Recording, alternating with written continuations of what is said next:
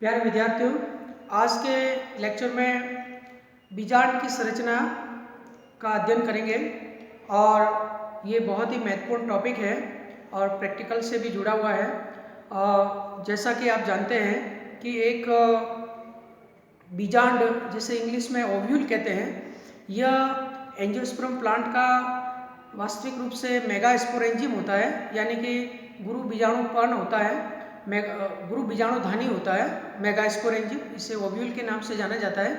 और ये ovules carpel या अंडक है, उसके आधारी फूला हुआ भाग जिसे अपन अंडाशय कहते हैं, उस अंडाशय में प्लेसेंटा पर फ्यूनिकुल या स्टॉक से जुड़े हुए पाए जाते हैं। तो पूरा जो कार्पल है, जिसे अपन मेगास्पोरोफिल कहते हैं, पूरा कार्पल जिसे अपन पिस्टिल कहते हैं, स्टिग्मा, स्टाइल और ओवेरी, ये पूरा एंजियोस्पर्म का मेगास्पोरोफिल है, गुरु बीजाणुपर्ण है। और उसका जो बेसल स्वोलन पार्ट है, जिसे अपन ओवेरी कहते हैं, और यही ओवेरी अंडाशय परिपक्व होने के पश्चात फल में परिवर्तित हो जाते हैं और उसमें स्थित सभी बीजांड बीज में रूपांतरित हो जाते हैं। तो बीजांड अंडाशय की आंतरिक भित्ति या सेंटर में जहाँ प्लेसेंटा होता है, उस प्लेसेंटा पर एक व्यवस्थित क्रम में पाए जाते हैं, जिसे अपन बीजांड न्यास या प्लेसेंटेशन के नाम से जाना जाता है, जो अपन आगे पढ़ेंगे। तो ये सारे जो ओव्यूल है, उनके कितने प्रकार के हैं, उनका अपन बाद में स्टडी करेंगे। सर्वप्रथम अपन एक टिपिकल एंजियोस्पर्म का जो ओव्यूल है, जो कि मोस्ट ऑफ एंजियोस्पर्म प्लांट में पाया जाता है, वो एनाट्रापस ओव्यूल या प्रतिप बीजांड कहलाता है। प्रतिप बीजांड की संरचना जो है उसको अपन डिटेल स्टडी करेंगे। और यहाँ पे जिसे अपन मेगास्पोरेंजियम के नाम से भी जाना जाता है, और ये ओव्यूल प्लेसेंटा पे लगे रहते हैं। जैसे एक ये एनाट्रापस ओव्यूल या प्रतिप बीजांड का चित्र बनाया है, ये आपको बनाना है। और हालांकि इसके अलावा भी अलग अलग पादपों में भिन्न भिन्न प्रकार के ओव्यूल पाए जाते हैं, लेकिन मोस्ट ऑफ एंजियोस्पर्म में एनाट्रापस ओव्यूल पाया जाता है। और ये पूरा जो ओव्यूल है, इसके विभिन्न भाग कौन कौन से हैं, ये पूरा चित्र बना के उसका अपन डिस्कस करेंगे और उससे जुड़ी हुई और संरचनाओं का भी अध्ययन करेंगे। तो एक ओव्यूल का जो स्टॉक होता है, ये जो स्टॉक है, इसके नीचे यहाँ क्या है, प्लेसेंटा है, या प्लेसेंटा है, यहाँ से ये ओव्यूल जुड़ा हुआ रहता है।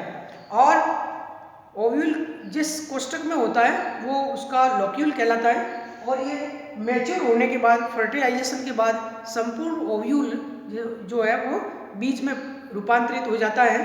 तो बीज की परिभाषा भी अपन यही बताते हैं कि फर्टिलाइज्ड ओव्यूल है वो सीड कहलाता है। यहाँ पे देखिए ओव्यूल का स्टॉक फ्यूनिकुलस, यहाँ पे सबसे पहला ओव्यूल का स्टॉक है।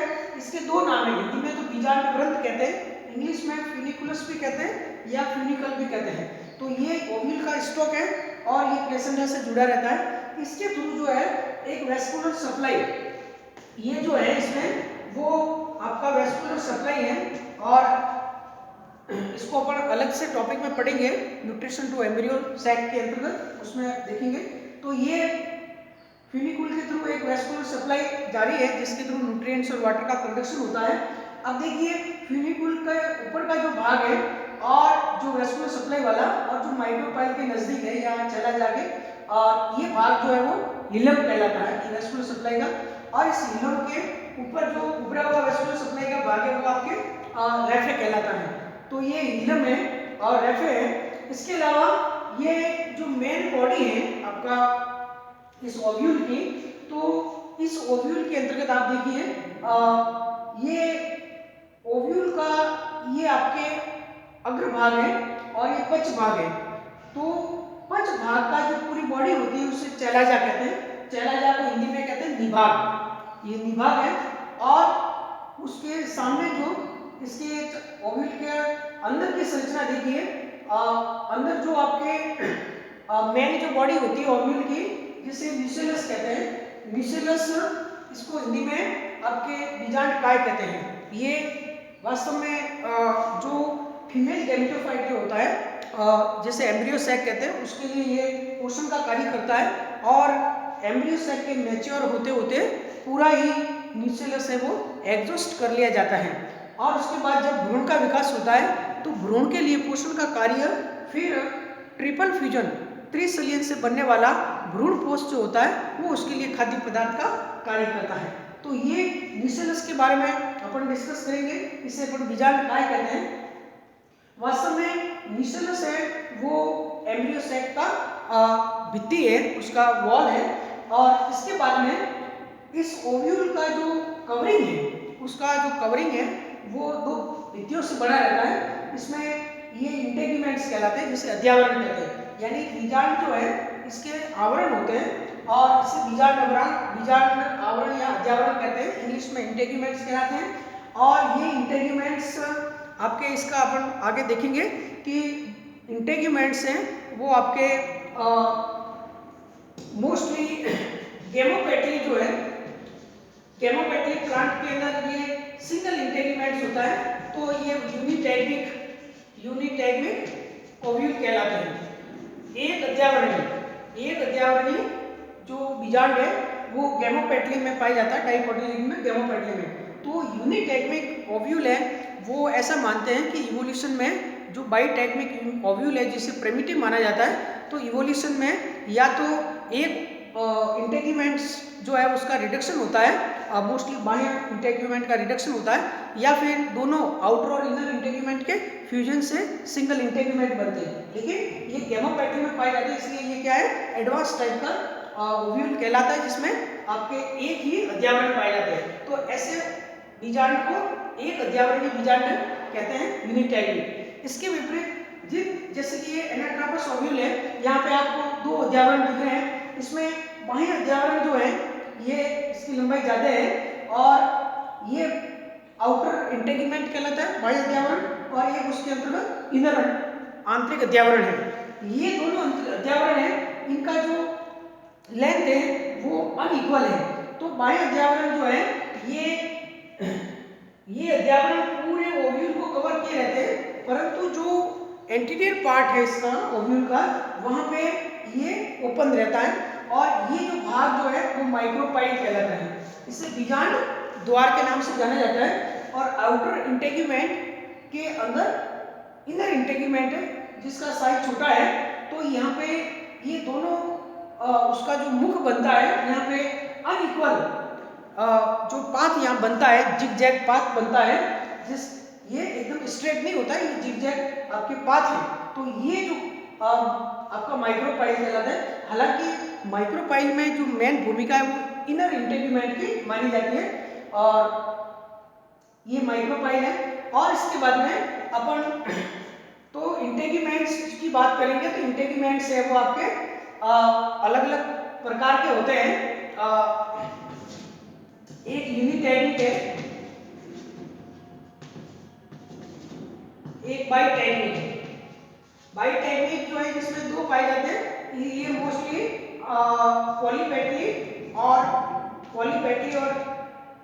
मोनोकॉट में पाए जाते हैं। डाइकॉट में पॉलीपेटली जो प्रिमिटिव एंजियोस्पर्म है, और मोनोकॉट के अंतर्गत बाइटैग्मिक ओव्यूल है वो पाए जाते हैं, जैसा एनाट्रापस ओव्यूल है। इसके अलावा एक ट्राइटैग्मिक भी होता है। ट्राइटैग्मिक है, इसमें तीसरा एक अध्यावरण और पाया जाता है, और ये अध्यावरण मोस्टली फ्लैशी होता है और एडिबल होता है।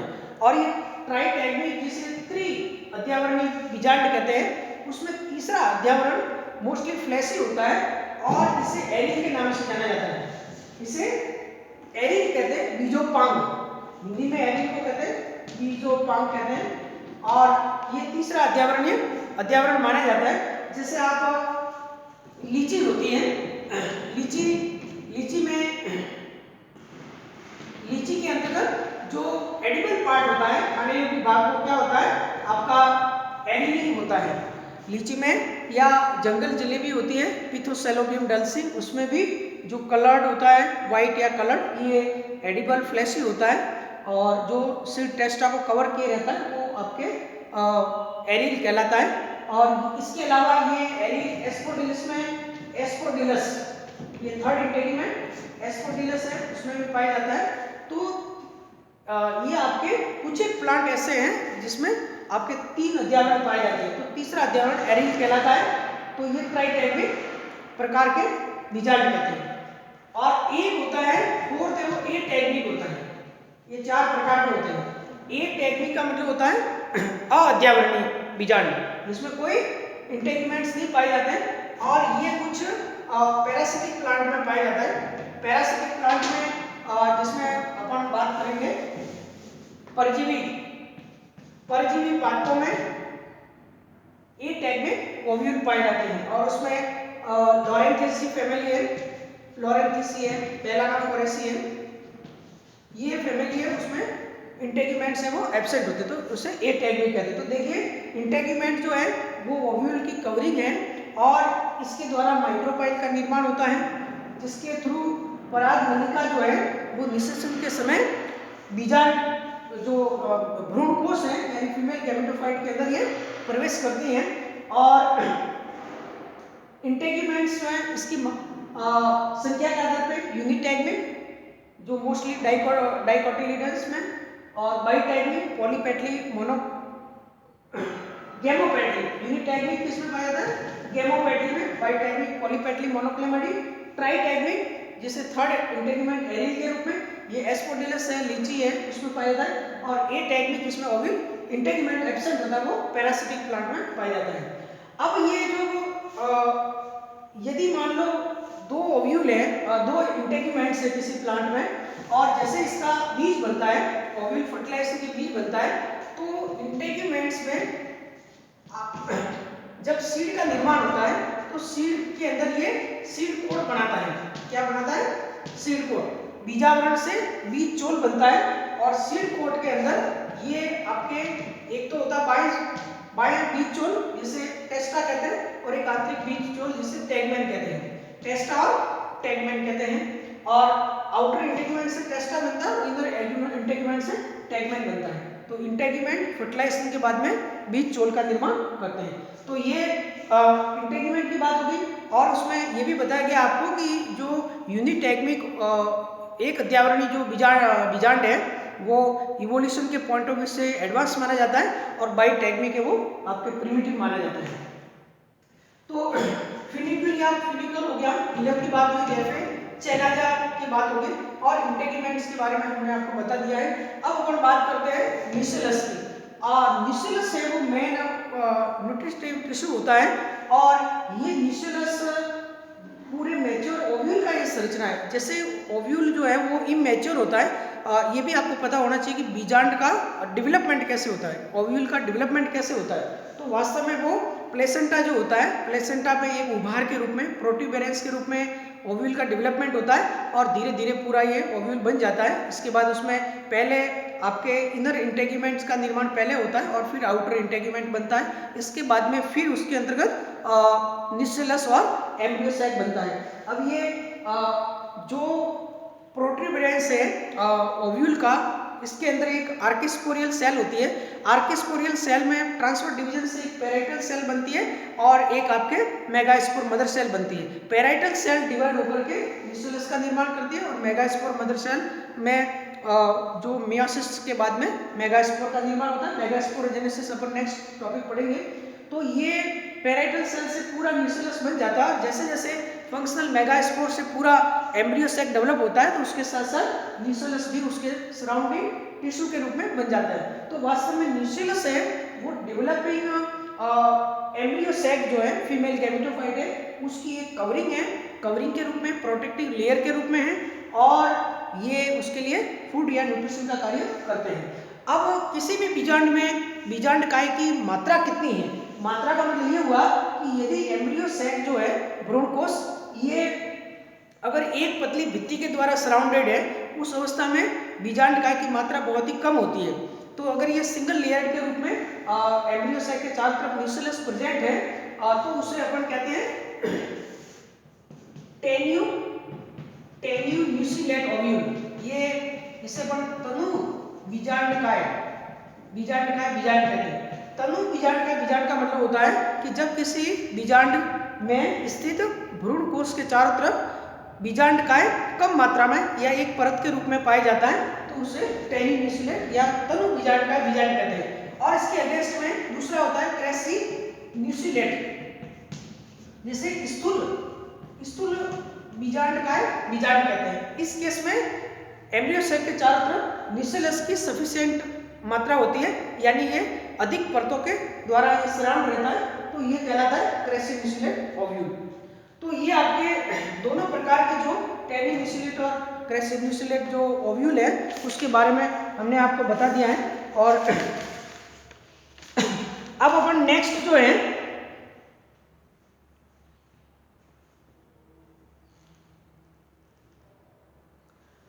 ये टेनिन्यूसिलेट जो ओव्यूल हैं, टेनिन्यूसिलेट बीजांड है, ये मोस्टली यूनिटेग्निक ओव्यूल में पाए जाते हैं और क्रेसिन्यूसिलेट है वो बाइटेग्निक ओव्यूल में पाए जाते हैं। अर्थात किसी बीजांड के चारों तरफ अगर आउटर और इनर इंटेगुमेंट दोनों स्थित है उस केस में क्रेसिन्यूसिलेट उसमें न्यूसेलस पाया जाएगा, और अगर सिंगल इंटेगुमेंट है यानी कि एडवांस फैमिली है तो उसमें टेनिन्यूसिलेट और बीजांड है वो पाया जाता है। इसके अलावा एक बीजांड से संबंधित और है कि जब पूरा एम्ब्रियो सेक मैच्योर हो जाता है और फर्टिलाइजेशन के बाद में इसमें एग फर्टिलाइज होकर के जाइगोट बना देता है, सेकेंडरी न्यूक्लियस से एंडोस्पर्म बनता है, तो एंडोस्पर्म बनते बनते ये पूरा न्यूसेलस है वो एम्ब्रियो सेक की कोशिकाओं द्वारा एडजस्ट कर लिया जाता है। लेकिन कुछ ऐसी फैमिली है जैसे पाइपरेसी है, पाइपरेसी आपने नाम सुना होगा, पाइपरेसी है, पोडोस्टिमेसी है, पाइपरेसी पोडोस्टिमेसी, इन फैमिलीज के अंदर भ्रूण के बनने के पश्चात भी कुछ मात्रा में न्यूसेलस की एक पतली परत पाई जाती है, इसे परसिस्टेंट न्यूसेलस कहते हैं और इसको इंग्लिश में पेरिस्पर्म कहते हैं, पेरिस्पर्म, इसे परिभ्रूणकोश कहते हैं। परिभ्रूणकोश का मतलब आपके फर्टिलाइजेशन के बाद में एम्ब्रियो सेक में भ्रूणकोश तो बन गया, एंडोस्पर्म तो बन गया, लेकिन न्यूसेलस का भी कुछ मात्रा अभी शेष रही है, तो भ्रूणकोश के चारों तरफ एक एक्स्ट्रा न्यूट्रिटिव लेयर के रूप में इसे परिभ्रूणकोश, भ्रूणकोश के ऊपर एक और भ्रूणकोश का रूप देते हैं तो उसे परिभ्रूणकोश कहते हैं। ये पाइपरेसी के अंदर पाया जाता है, ये भी इंपॉर्टेंट प्रश्न है। अब अपन बात करते हैं आपके भ्रूणकोश या एम्ब्रियो सेक की, ये इसका मेन पार्ट है। जैसा आपको बताया गया है कि आर्किस्पोरियल सेल में मेगास्पोर जो मदर सेल होती है, ये मेगास्पोर मदर सेल मियोसिस के द्वारा 4 मेगास्पोर बनाती है और मोस्ट ऑफ एंजियोस्पर्म में एक मेगास्पोर या तो चैलाजियल एंड, ये इसका चैलाजियल एंड कहलाता है ओव्यूल का, ये माइक्रोपिलर एंड कहलाता है। तो या तो चैलाजियल एंड का माइक्रो मेगास्पोर या माइक्रोपाइलर एंड का मेगास्पोर फंक्शनल रहते हैं, बाकी 3 डिजेनरेट होते हैं और फंक्शनल मेगास्पोर आगे डिवाइड होकर के पूरा एम्ब्रियो सेक का निर्माण करते हैं। ये एम्ब्रियो सेक डेवलपमेंट में अपन अलग से टॉपिक पढ़ेंगे। तो ये मैच्योर जैसे एम्ब्रियो सेक हो गया है, एक कॉमन जो एंजियोस्पर्म में पॉलीगोनम टाइप का एम्ब्रियो सेक डेवलपमेंट अपन मानते हैं, एक पॉलीगोनम टाइप के एम्ब्रियो सेक डेवलपमेंट में ये मैच्योर जो एम्ब्रियो सेक है इसके अंदर ये 7 कोशिका 7 सेल और 8 न्यूक्लियाई का बना होता है।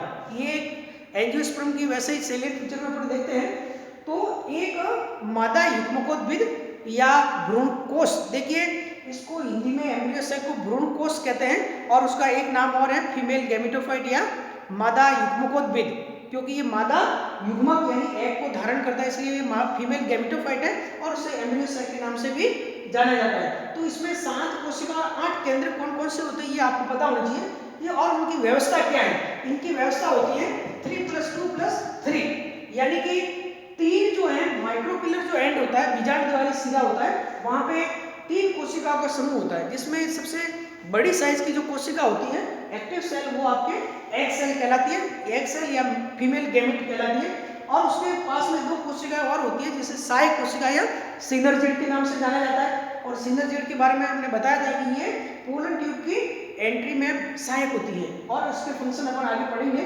अब ये एग सेल और सिनर्जिड ये जो माइक्रोपाइलर एंड पे ये तीनों कोशिकाओं का समूह है, इनको सम्मिलित रूप से अंड समुच्चय कहते हैं। हिंदी में क्या कहते हैं? अंड समुच्चय, एग एपरेटस के नाम से जाना जाता है। और इसके अगेंस्ट में जो चैलाजियल वाला भाग है वहां भी 3 कोशिका समूह होता है, इसे एंटीपोडल सेल कहते हैं, आपके प्रतिमुखी कोशिका कहते हैं। अब देखिए ये एम्ब्रियो सेक स्टार्ट में 8 न्यूक्लियाई इसमें होते हैं, यानी 4 ऊपरी चैलाजियल एंड पे होते हैं, 4 माइक्रोपिलर माइक्रोपिलर एंड में होते हैं। और जब न्यूक्लियाई का अरेंजमेंट होता है तो एक चैलाजियल एंड का न्यूक्लियस और एक माइक्रोपिलर एंड का न्यूक्लियस सेंटर में आते हैं। और ये दोनों न्यूक्लियाई क्या कहलाते हैं? ध्रुवीय केंद्र कहलाते हैं या पोलर न्यूक्लियाई कहलाते हैं। और फर्टिलाइजेशन, डबल फर्टिलाइजेशन से पहले ये दोनों न्यूक्लियाई फ्यूज होकर के सेकेंडरी न्यूक्लियस का निर्माण करते हैं। तो यहाँ पे आप देखिए कि ये यहाँ पे कोशिकाएं तो कितनी बनती हैं? 3 ऊपर और 3 नीचे, 6 और एक बीच में 7 कोशिकाएं। लेकिन केंद्रक है वो जो बीच वाली कोशिका है, इसमें 2 केंद्रक साथ में होते हैं, इसको सेकेंडरी न्यूक्लियस कहते हैं। ये आपके इसमें 2 केंद्रक है, ये सेकेंडरी न्यूक्लियस कहते हैं। एक चैलाजियल, एक ऊपर से एक नीचे से, दोनों न्यूक्लियस आते हैं। तो ये एम्ब्रियो सैक जो है फीमेल गैमेटोफाइट की संरचना है। अब जैसे पोलर ट्यूब प्रवेश करती है, जो अपन आगे फर्टिलाइजेशन में पढ़ेंगे, तो एक नर जो गैमेट है, मेल गैमेट, इस पर वो एग से फर्टिलाइज होकर जाइगोट का निर्माण करते हैं सिनगैमी के द्वारा। और दूसरा मेल गैमेट जो है, जो मेटाबॉलिकली लेस एक्टिव है, वो सेकेंडरी न्यूक्लियस या सेंट्रल सेल में के साथ जुड़ करके त्रिशल्यन, 2 न्यूक्लियस ऑलरेडी है एक मेल गैमेट का, ये त्रिशल्यन के द्वारा प्राथमिक भ्रूणपोष कोशिका का निर्माण करते हैं। और ये प्राथमिक भ्रूणपोष कोशिका भ्रूणपोष बनाती है, एंडोस्पर्म बनाती है। और उस अवस्था तक मिसेलस पूरा ही एग्जॉस्ट कर लिया जाता है। अब इससे जुड़े हुए कुछ और भी संरचना की अपन बात करते हैं। ये माइक्रोपाइल जो होता है, इसमें आउटर और इनर इंटेगुमेंट है। इनके जिगजैग पाथ के कारण यहाँ पे 2 चैम्बर बनते हैं। इसमें देखिए जो बाह्य चैम्बर है, जो आउटर इंटेगुमेंट से बनता है, इसे एक्सोस्टोम कहते हैं, इसे एक्सोस्टोम कहते हैं। और इनर इंटेगुमेंट से बनने वाला चैम्बर है वो एंडोस्टोम कहते हैं। तो ये 2 शब्द आपको ध्यान रखना, एक्सोस्टोम और एंडोस्टोम। इसके अलावा फिर एग्जाम में एक इंपॉर्टेंट क्वेश्चन आता है आपके ऑब्ट्यूरेटर। ये इंपॉर्टेंट क्वेश्चन है। ऑब्ट्यूरेटर जैसे हिंदी में सेतुक कहते हैं। सेतुक जो होता है, ये जैसे यहाँ पे नहीं बनाया है, लेकिन सेतुक जो होता है वो किसी भी ओव्यूल की जब अपन संरचना, ये ओव्यूल की संरचना है, तो यहाँ पे ये फ्यूनिक्यूल होता है। इस फ्यूनिक्यूल में कुछ कोशिकाओं का समूह पाया जाता है। ये कोशिकाओं का कुछ समूह है, अतिवृद्धि होती है, outgrowth of cells found near funicle, और माइक्रोपाइल के पास में, फ्यूनिक्यूल के पास पाया जाता है। तो ये आपका ऑब्ट्यूरेटर या सेतुक कहलाता है। तो ऑब्ट्यूरेटर या सेतुक फ्यूनिक्यूलस, या कभी कभार ये प्लेसेंटा जो होता है, यहाँ नीचे ये प्लेसेंटा है, यहाँ भी ऑब्ट्यूरेटर बनता है। तो ऑब्ट्यूरेटर 2 प्रकार के होते हैं, एक आपके फ्यूनिकुलर ऑब्ट्यूरेटर, और दूसरा जिसे बीजांड ग्रंथीय सेतुक कहते हैं, दूसरा आपके प्लेसेंटल ऑब्ट्यूरेटर। ये 2 प्रकार के ऑब्ट्यूरेटर होते हैं। और प्लेसेंटल ऑब्ट्यूरेटर जो है वो कोस्टस में पाया जाता है। एक कोस्टस प्लांट है, उसमें प्लेसेंटल ऑब्ट्यूरेटर पाया जाता है, वो रेयर केस में। बाकी मोस्ट ऑफ प्लांट में जो है वो फ्यूनिकुलर ऑब्ट्यूरेटर होता है। तो ये कोशिकाओं का वो समूह होता है जो पराग नलिका के पथ को निर्दिष्ट करता है। तो किसी बीजांड में माइक्रोपाइल के पास में फ्यूनिकुल कोशिकाओं से विकसित कोशिकाओं का कोई समूह जो पराग नलिका के पथ को निर्दिष्ट करती है, उसे भी ऑब्ट्यूरेटर या सेतुक कहते हैं। तो ताकि क्या है, जो पराग नलिका है वो माइक्रोपाइल में इजीली प्रवेश करे, उसका पथ है वो दूसरी जगह नहीं चली जाए, माइक्रोपाइल में उसको निर्दिष्ट करती है, उसे सेतुक कहते हैं। ये ब्रिज के रूप में कार्य करती है। तो ऑब्ट्यूरेटर क्या है, ये भी एग्जाम में क्वेश्चन आता है। इसके बाद में ये क्वेश्चन है हाइपोस्टेज और एपिस्टेज। हाइपोस्टेज और एपिस्टेज का मतलब होता है कि म्यूसिलस के अंदर क्या होता है कि जैसे ये एम्ब्रियो सैक डेवलप होता है, तो एम्ब्रियो सैक की जो ग्रोथ है उसको कंट्रोल किया जाता है म्यूसिलस के कुछ सेल्स के द्वारा। और ये जो कि पोस्टीरियर पार्ट माना जाता है, तो कुछ पार्टों में ये म्यूसिलस एम्ब्रियो सैक के चैलाजियल एंड पे यहाँ पे कोशिका का कुछ समूह पाया जाता है, जिसके द्वारा ये एम्ब्रियो सैक को चैलाजा में धंसने से रोकता है। तो इसे क्या कहते हैं, हाइपोस्टेज कहते हैं, इसे हाइपोस्टेज कहते हैं। और इसके विपरीत कुछ पार्टों में माइक्रोपिलर एंड में भी कोशिकाओं का समूह पाया जाता है, जो कि एम्ब्रियो सैक को माइक्रोपाइल से बाहर निकलने में रोकता है, तो उसे एपिस्टेज कहते हैं। तो ये हाइपोस्टेज और एपिस्टेज क्या होते हैं, इसका भी प्रश्न आता है। और इसके बाद में आपको हमने एरिल का बता दिया, एक कैरंकल, एक लास्ट में बता देते हैं। कैरंकल जो होता है इसे हिंदी में बीज चोल कहते हैं, ये हमने आपको पहले ही बता दिया था। तो कैरंकल इंटेगुमेंट से विकसित वो संरचना है जो मोस्टली आउटर इंटेगुमेंट में पाई जाती है, और ये कॉर्की या वर्टी स्ट्रक्चर के रूप में पाई जाती है, जो आपको अरंडी रिसिनस कम्युनस या जट्रोफा के सीड के अंदर देखने को मिलती हैं, तो ये वर्टी स्ट्रक्चर कैरंकल कहलाता है। तो ये वास्तव में इंटेग्यूमेंट से विकसित होता है। तो आज आपको हमने ये ओव्यूल की संरचना के बारे में बताया है और नेक्स्ट वीडियो लेक्चर में अपन ओव्यूल टाइप के बारे में पढ़ेंगे। धन्यवाद।